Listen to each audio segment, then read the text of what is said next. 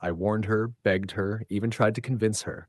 But no, she didn't listen, so I took care of it my own way, and this is what it resulted to. It all started when I noticed the members of the neighboring HOA were driving through my field, cutting across like it was some public highway. My crops, young, fresh, barely sprouting, were being crushed under their tires. My farm sits right between their subdivision and the main road into town, so I understood the temptation. Instead of fighting them from the beginning, I tried to be reasonable. I cleared a straight path for them, wide enough for their fancy cars, and for months they respected it. But now, either intentionally or just out of arrogance, they had started veering off the path and trampling my crops, destroying what I worked hard for. Welcome to Prodigy Tales. Make sure you like and subscribe for your top-notch HOA drama. Their noise was unbearable too. Day and night, I'd hear the roaring of engines, horns, and the occasional music blasting from open windows. But the worst of them all was Karen. The way she drove her white Range Rover across my field made it look like she owned the place. She'd speed, swerving dangerously close to rows of corn, laughing with her sunglasses perched on her head like it was all a game. That day, after watching her destroy another patch, I decided enough was enough. I waited by the edge of the field until she slowed near the bend, then waved her down. I wasn't rude. In fact, I was being as polite as a man could be after watching months of hard work destroyed. I told her they needed to stop. For the sake of my crops, they had to respect the path I created. My voice was calm, steady, even pleading. But Karen's reaction was nothing short of venomous. She leaned out of her window, smirked, and told me I didn't have the right to direct the HOA on where to drive. Her tone dripped with condescension, like I was dirt under her polished boots. Before I could even respond, she laughed, flicked her wrist like I was dismissed, and drove off, her tires spitting soil on my boots.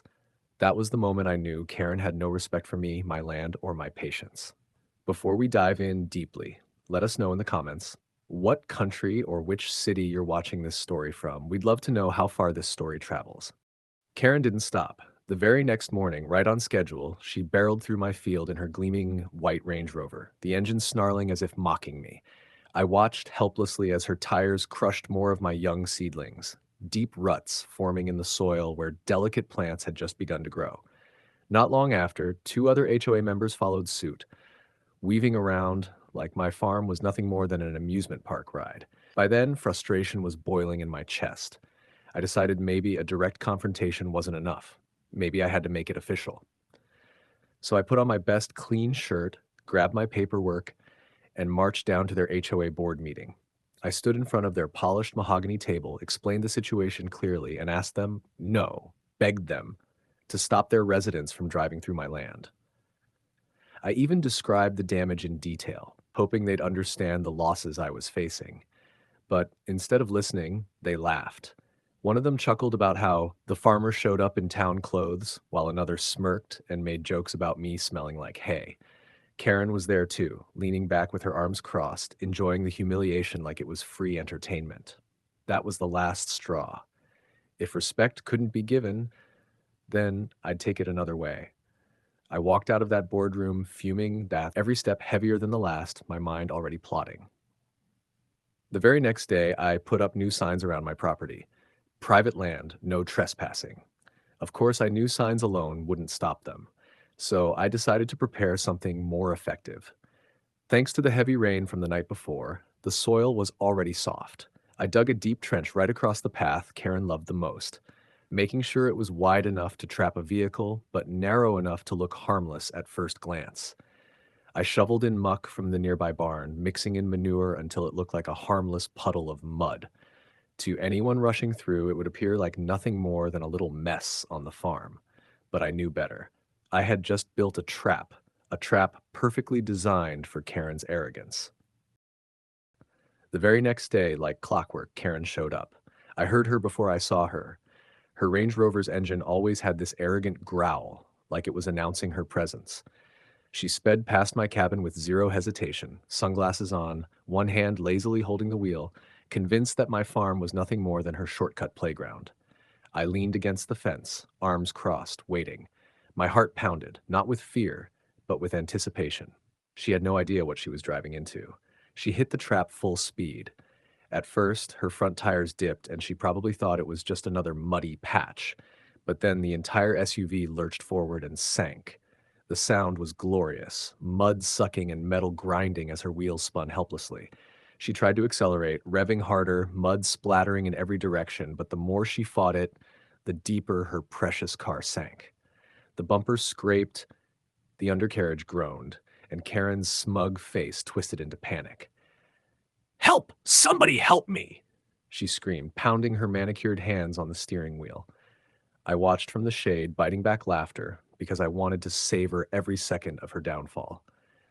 She tried her phone, waving it around outside her window, but this part of the farm barely had service. Minutes turned to hours. Her designer shoes were caked in filth when she finally stepped out, shrieking as mud swallowed her ankles. She stomped, cursed, yelled into the wind, but there was no cavalry rushing to save her. Eventually, after what felt like an eternity, she managed to get enough signal to call a towing company.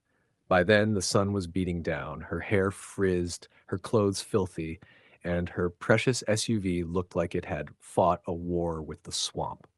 When the tow truck finally arrived, the driver couldn't hide his grin. Pulling that Range Rover out wasn't easy. It sank deeper with every tug, tearing at the bumper and scratching the paint. By the time they hauled it free, her luxury ride looked like a beaten-up farm vehicle. Karen's face was red, humiliated, and furious. I stayed quiet, watching it all unfold, enjoying the show like it was theater crafted just for me. After that disaster, I didn't even need to lift a finger. Karen's humiliation did all the work for me. The story spread through the neighborhood faster than wildfire.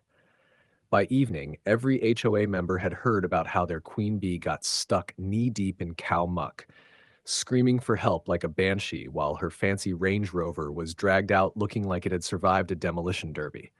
People whispered, laughed behind her back, and some even stopped by my farm just to see the giant crater she had fallen into. That hole became a tourist attraction in itself, a reminder of what arrogance could do. Karen, of course, tried to spin it. She marched into the next HOA meeting ranting about how I had sabotaged her vehicle and how I should be sued for damages. But even her own people didn't back her up. Instead, they turned on her, asking why she ignored the signs, why she drove across land that didn't belong to her, and why she thought she was above the rules. For the first time, the HOA didn't laugh at me. They laughed at her. The very same board that had ridiculed me weeks before now used Karen as the example of what happens when you cross the wrong line. And the damage wasn't small.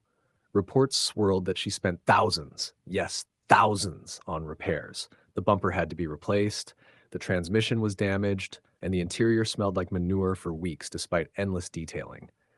I caught sight of her once at the grocery store, still driving it, and I swear I could see streaks of dried mud in places even the car wash couldn't reach. She kept her head down, avoided eye contact, and for once, Karen was silent. The rest of the HOA learned their lesson. Not a single tire touched my crops again. My fields grew undisturbed, green rows stretching proud under the sun, while Karen sulked in the shadows of her own embarrassment.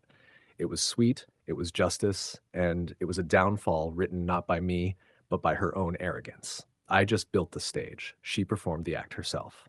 The end. Please like and subscribe for more HOA showdowns like this. Do you think she got what she deserves? Comment below.